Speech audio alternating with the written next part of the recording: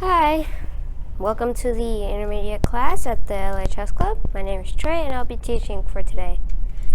So, let's jump right into it. I was playing National Master Robert and his rating was 2208. At the time I was 1756. So, this was 2 weeks ago. Yeah, 2 weeks ago at the LHS Club. So, my opponent had white and I had black. He played D4. When you get to a higher level, I see this move more often. Like, when you get to I'd say 2000, that's when I start seeing this move more than E4. So, I had a really bad loss against him in the Grunfeld, which is Knight F6, C4, G6, Knight T3, and D5. And he knows all types of other lines, so I decided to play F5. A relatively dubious move and rarely seen. However, this did get my opponent out of his theory, so good for me, right? He played Knight C3, Knight F6. Now, sometimes, after Bishop G5, it's not always good to walk into a pin, but I didn't want to have, if he captures on F6, I didn't want to have to recapture with doubled pawns on the F file. So he played E3, and I played H6, trying to break the pin, and he played Bishop H4, and I played G5, breaking the pin completely. After he retreated back to G3, I played Bishop G7. Computer doesn't like this move, but I mean, it has a good point to apply pressure to D4 after the knight moves, and also to just bear down on this long diagonal. Now I can play like C5, and if takes, then like Knight E4, and things like that. They're only ideas at the moment, but they could be really threatening. As often in chess, the threat is stronger than the execution. He played H4, trying to break open the H file. If I capture on H4 and he recaptures with the rook or the bishop, then I'll have an isolated pawn on H6, which is almost never good. Especially in the endgame, you don't want isolated pawns. So I played D6, trying to block off this bishop's attack on C7, and also just clearing the way for my light square bishop to be developed. And he played Bishop E2 and B6, trying for a double fianchetto. Also trying to play C5. Now he played Bishop F3, attacking my rook. This might seem simple, but in fact it is not as simple as it looks. Which move is better, C6 or D5? Bishop B7 is out of the question, and so is Knight C6. And Knight E4 just loses a pawn. So does Knight D5. So, I had two choices, C6 or D5. Which one do you think is better?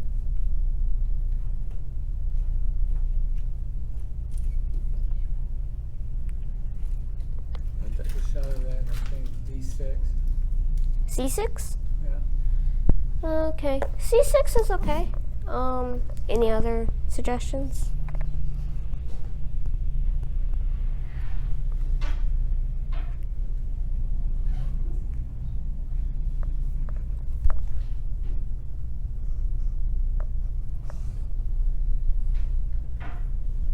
This is a weird position. And we're only at move 9.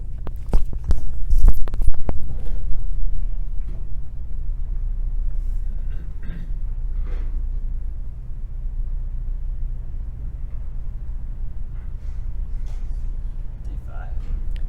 Yeah. Bishop f3 is a really tricky move. Now, as you suggested, c6. c6 is okay, looking over it now, but during the game I was afraid of knight b5, which is really annoying. Reason being, I can't take the knight unless I want to sacrifice the exchange, and it's, how do you defend this pawn? There's like really only one move.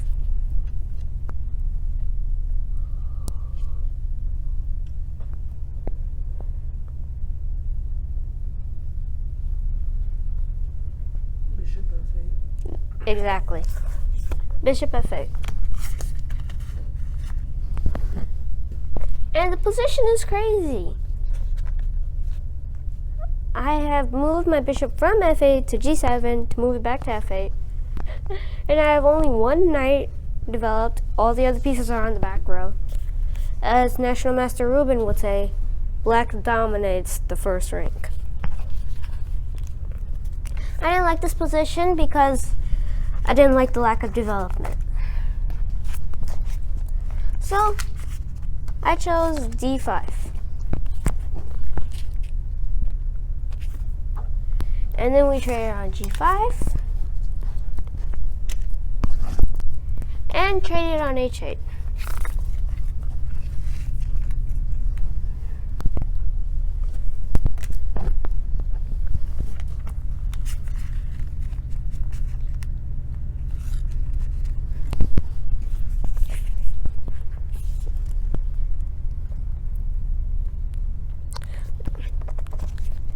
And now knight b5. So I have to defend c7 somehow, so I played knight a6.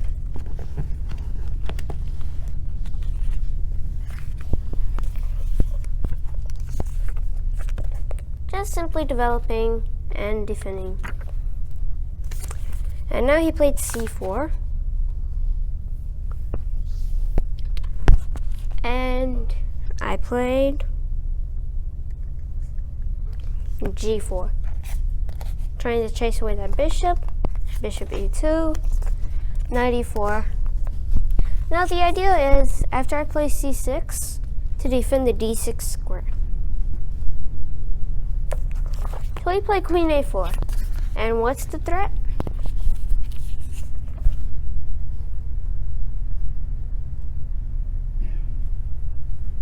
Discover check, take the rook. Yeah, knight takes c7, double check. And so after my king moves, he just takes the rook on a8. So, how do you defend against that?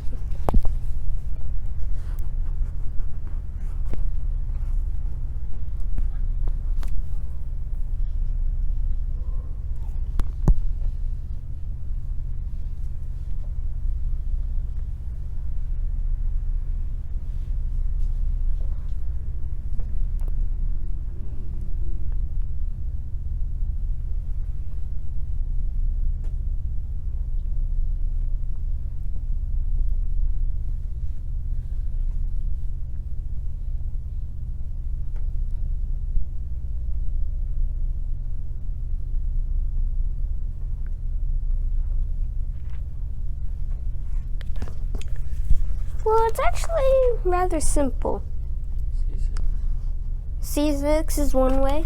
Another way is queen d7, or any king move except for d7.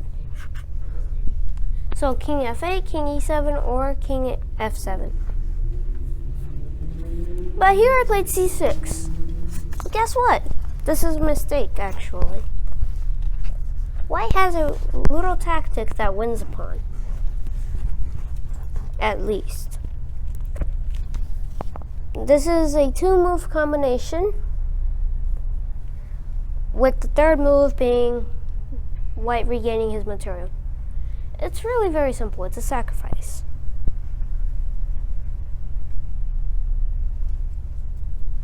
And in fact, there are two ways to do it.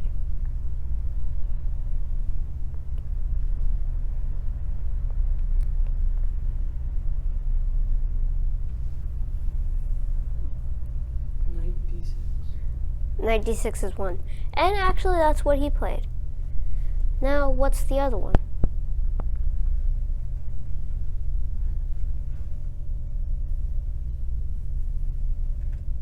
Bishop h4. No, not bishop h4. What's your idea after bishop h4, queen takes?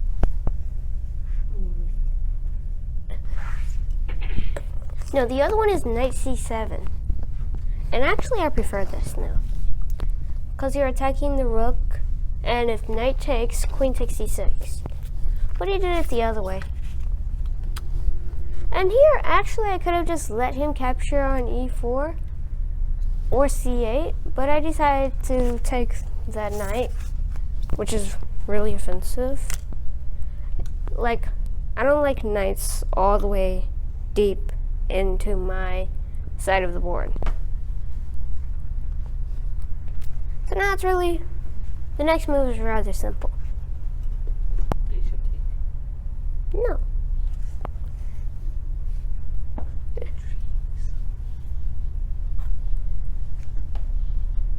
Don't forget that the queen can take pawns. Queen c6. Yeah. So now attacking the rook and the knight. And so that's a fork. I can choose to save one, but not the other. And guess what? I chose the knight. After queen takes a8, black is lost.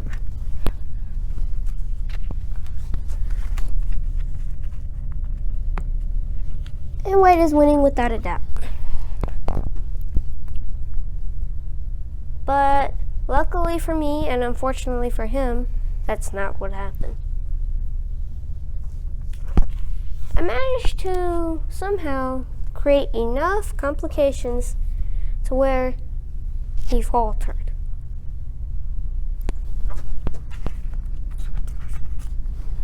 White is beyond winning at this point. That's how better he is. But for some reason, this didn't happen that way. If you put this in any computer, the computer will evaluate the position as completely won for white. So, he played f3. This move's okay. But knight b4 is tricky. Not only does it defend d5, but it also threatens knight c2 check, forking the king and rook. How do you defend against this?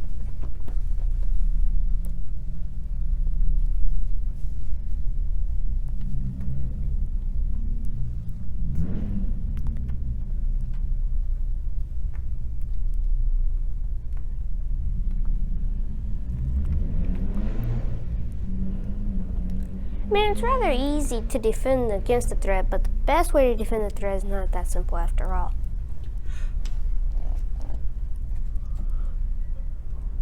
Rook c1. Yeah, rook c1. This is what the computer recommends. It evaluates the position as one for white.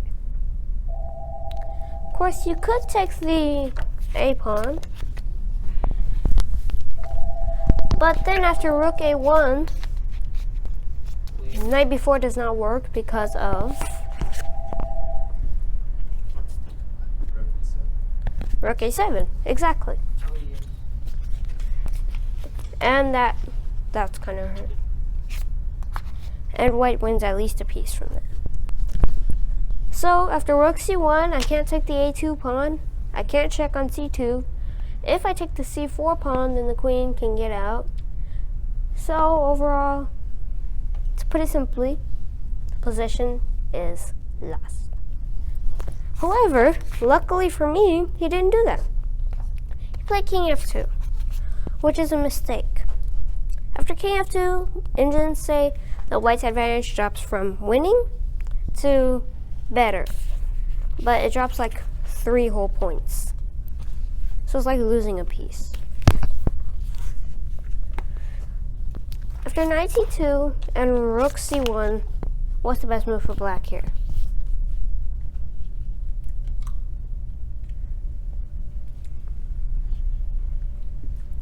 Leads to extreme complications.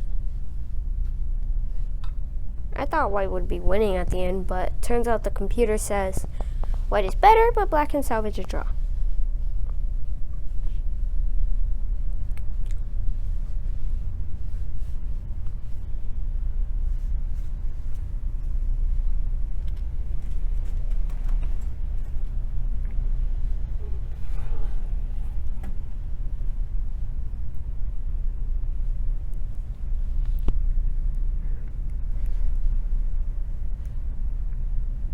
Knight e3. Knight e3 is 1.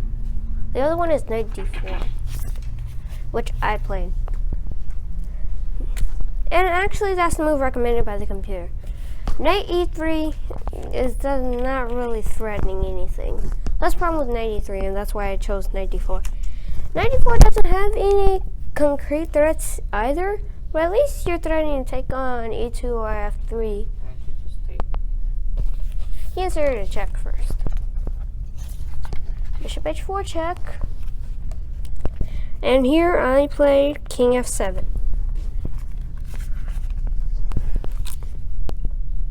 Now he took.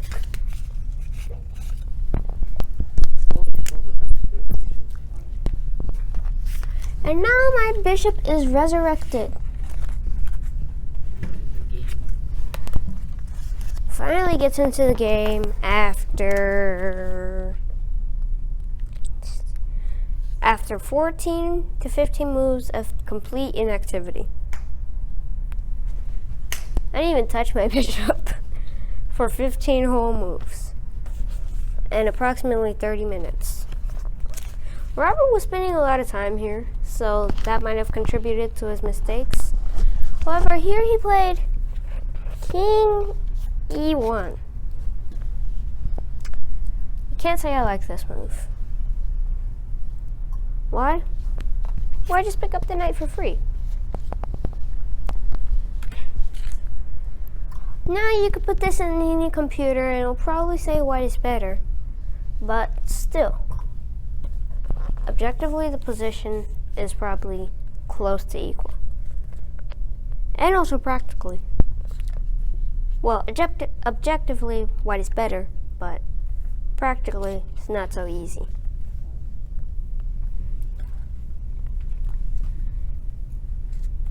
After bishop g3, to pin the knight on d6, I took on f3.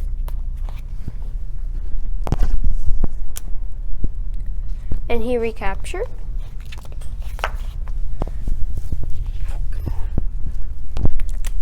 Now I play bishop e3. And after rook c3, bishop c5 is probably best. However, I played f4.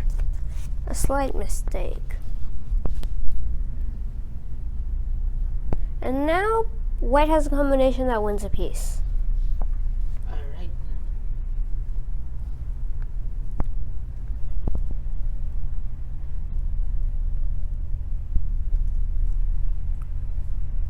C takes D.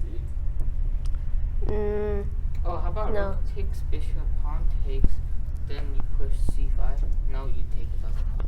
Never mind, it doesn't work, it doesn't work. Actually, Soda, you got the first move correct. Yeah. Now it's just a simple deflection. b4? The queen is overloaded. Oh, you take the knight? Then you take the bishop, I see. Right.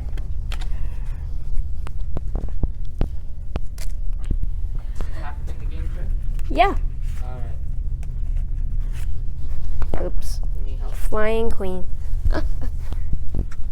My bad.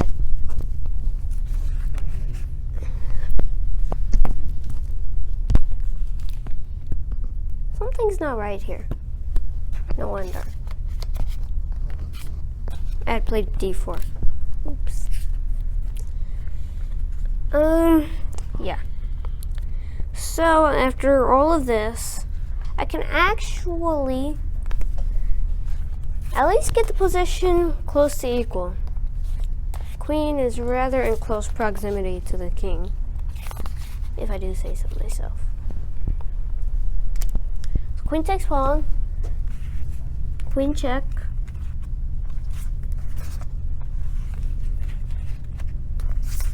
This was an unneeded and unwanted check, which probably threw away all of his advantage.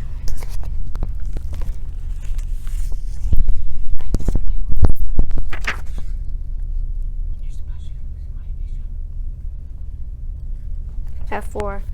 Somehow it's white's move here. A3. That's because the pawn was still in. Queen G7 check. King F1. Otherwise it's just a plain draw. Now Queen G3 and more complications ensue. There's an everlasting mate threat on F2. And so white has to keep checking. Wait, did you get a draw? Yeah. Oh, alright. A draw is pretty good when somebody's 500 rating points higher than you. Came at the advanced club. No, you didn't. Mm-mm. I've seen the game before though. Either way, I had nothing better than a draw here. First of all, I can't escape the checks. If I try to win, I lose. However, he has to keep checking because. It'll be checkmate for him. So it was draw. So I offered a draw here. He said, "Make your move." I played King E8 and then left the table for a few minutes. When I came back, he accepted my draw offer. Now, Great move. let's see if I can. Huh? Great game. Thank you.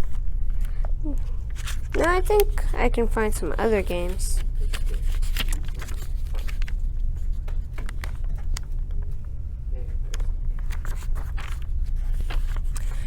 This one I played against David Reynolds. I had white. What is it? David Reynolds, he's 1580, so not too low rated. I mean, if you lost to me, I'd be celebrating. Huh? If you ever lost to me, I'd be celebrating.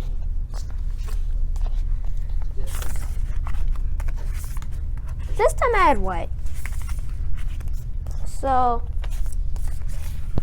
in the first round is usually like, it'll decide how badly you have to play for a win. And it'll also decide how you, who you play. So it's like the decider for the rounds. The second round is like the round where you go for the draw if you have a favorable score, or if you've lost the first round, then go for the win. And the third round is where you go all out. I don't know. I try in all of my games and I lose all of them. Huh? I try in all of my games, and when I play adult tournament, I usually lose all of them. When you get above 1,000, things would change. I was for about a week or two. That was my best when I did that 1300. Yeah. Yeah, I'm probably not gonna beat that 1300 again. Who was that 1,300? His name was Gregory something. 1359. You weren't. I was down to bishop, and I saw this combination of putting this in this checkmate, and I was like, yes. So you offered him a bishop, he took it, and then you checkmated him? Yeah. That's rather simple. I was like, yes, my life is complete. Simple moves are the best, right? And then he played Sicilian, and I played the white side, so I opened his game side At the cost of a bishop. at the cost of a bishop. Yeah. So were you down like a bishop for a pawn or just a complete full bishop? Complete bishop. Oh, wow. That's good. And I was like, yes. Yeah, it's always good when you can blender away pieces and realize it wasn't blender at all. It was a brilliant move. Unfortunately, I've never had that happen to me. In this game, I had white. And unlike the previous game, where my opponent was white and played d4, I have white and play e4. I play this exclusively, unless I know somebody can play something. Oops. Sorry. When you get to like, I don't know. This is what I like to say. Between low-rated and high-rated people play this. If you're in the middle, then you play Sicilian. Alright, yep, that's me. But don't really high-rated people also play Sicilian? High-rated people play Sicilian, but they prefer Roy Lopez, which is boring. Yeah, I get really bored. I mean, it's just so much. I play the Berlin defense against any Roy Lopez. Mitch played that against me once. The Roy? No, Berlin. Oh. What'd you do, Castle? I lost.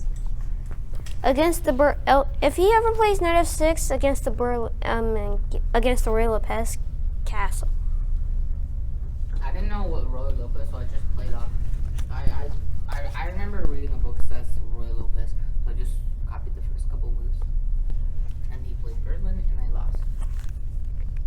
Very bad. Quick chess quiz. Do any of you know who Roy Lopez was? A chess player. A chess player, yes. But what was his occupation? Grandmaster. No. He was a master? No, they didn't have those rankings back then. Alright, that's a long time ago then. His occupation was he was a Spanish priest. Alright, I didn't know. Chess got real. That's why Roy Lopez is also called affectionately the Spanish opening. Just like the Guacapiano is an Italian opening. I play the Italian very often against low-rated people. Yeah, so do I. Because I played against you. So I like to play Italian because it's not real boring all the time. Plus, when you play against new people, you never know what they might play. And d6, h3, knight f6, c3. Bishop e6, bishop b5, and castles. This is a blunder. After this move, black is lost.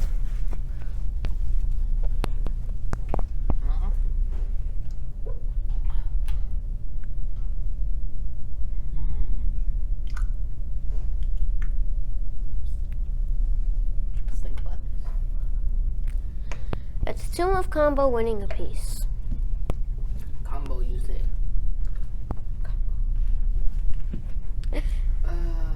Okay, I'm gonna give you a hint. D4? Exactly? Wouldn't you like a pawn on d5? This comes with tempo threatening the bishop. Yeah.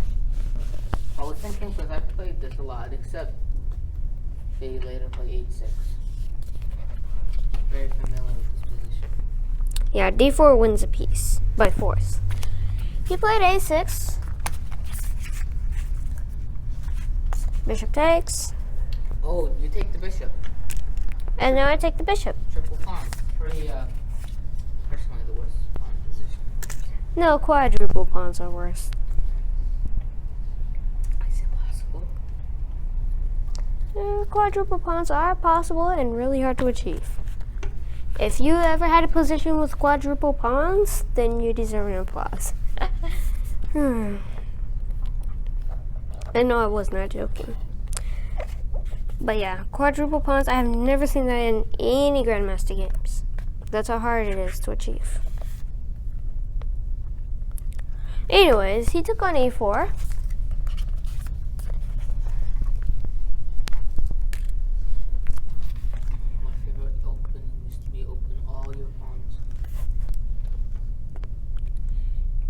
And then I played bishop e3. And he played f5. And then I played knight b to d2. Guess what? He has a tactic, but it doesn't win any material. It just looks cute. Looks cute. Yeah. Right. F4? No. That loses a pawn. 2 actually. Alright. Let's look at this. Blah, blah,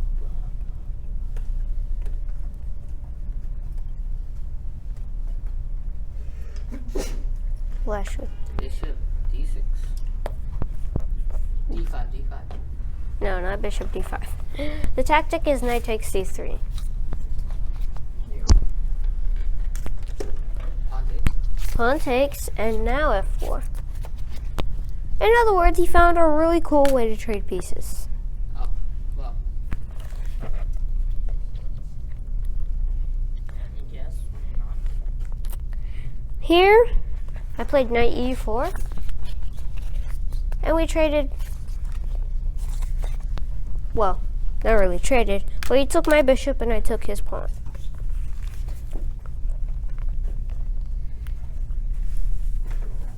And actually, no. For some reason, I didn't take his pawn. I took this pawn instead. Now he played e2, attacking my queen and my rook, but I saw it, and I took the pawn. I also saw that the pawn was undefended.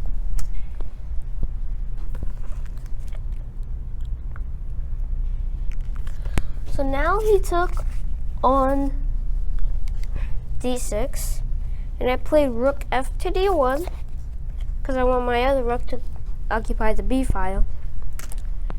He played d5, attacking my knight, only he's not really attacking my knight.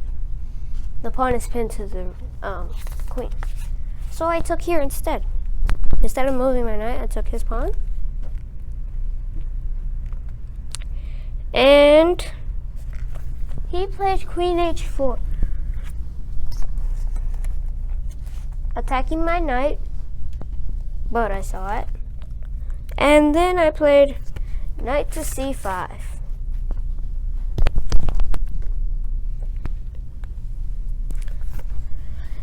And he played rook f6.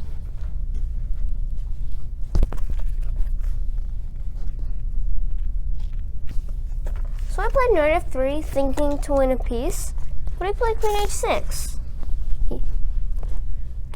defending both threats.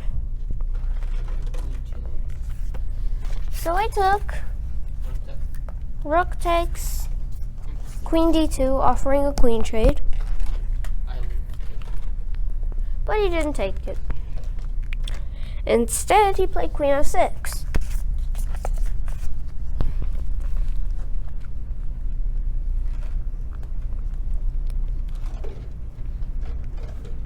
So I played rook e1, and he played rook to e8. So I took the rook, and he took back with the rook, and I played rook e1 again. You're for knight.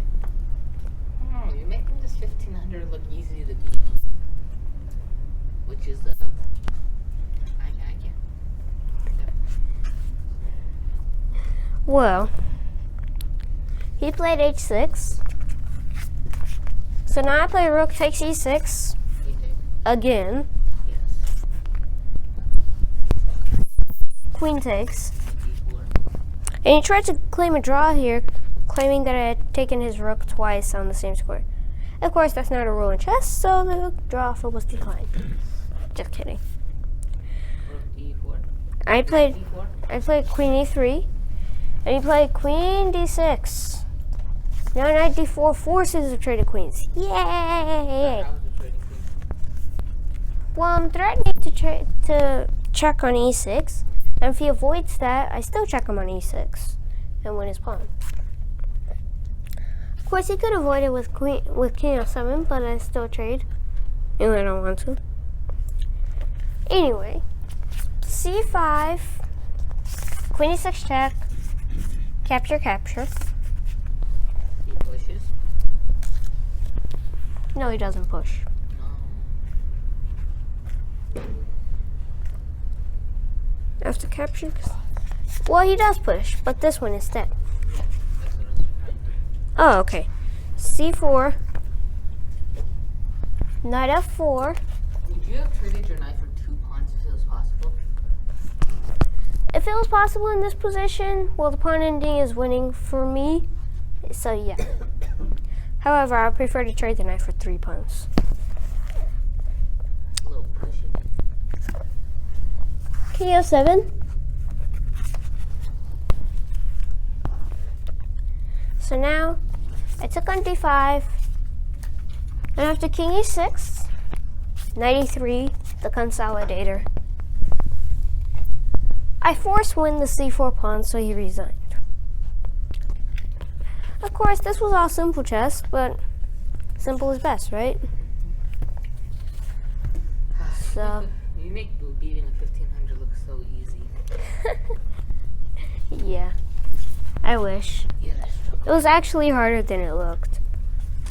Yeah, that's struggle to beat on that. Alright. Thank you guys for coming and hope you enjoyed this lesson.